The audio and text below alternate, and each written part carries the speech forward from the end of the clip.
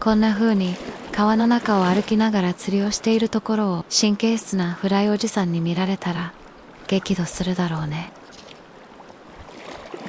うざい輩に絡まれないようにするにはドレスコードを見る。そして装備品を見ればわかるその釣り人がどれくらいの知識と技術があるか、どれくらいのキャリアがあるか。フライをリール経由でストリッピングガイドやスネークガイドに引っ掛けているやつは要注意だね。河原で弁当を食べてる輩がいたらその川で釣りはしない。自然の中で食べるご飯は美味しいよね。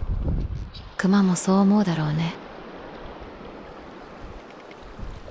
うざい奴らはなんでお前はランディングネット持っていないんだ、釣りなめてんのかなんて言われてしまう。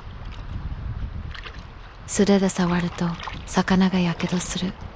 フグの帽子をかぶった子が言っていた。魚の体温と人間の体温は違うから素手で魚に触るなって。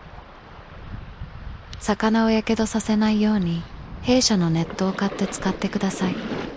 他にもサスティナブルなグッズが我が社にはいっぱいあります。釣り人口が減って売り上げが落ち込んでます。助けてください。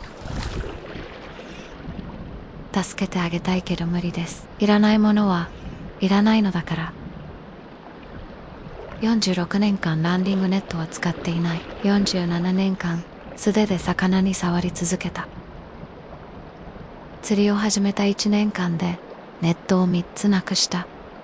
僕は背中のランディングネットを管理する能力がなかった。だからネットは持たないことにした。多分僕はこれから先もサーフィンの師匠イー・ボン・シュイナードのようにネットは使わないと思う。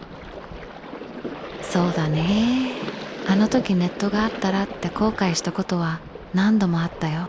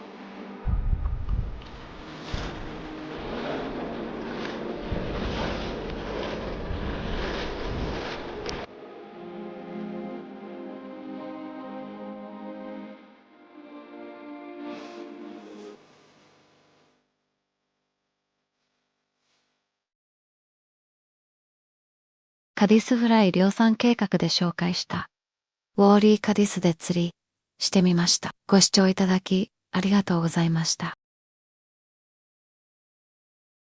僕の釣り方って間違えていますか？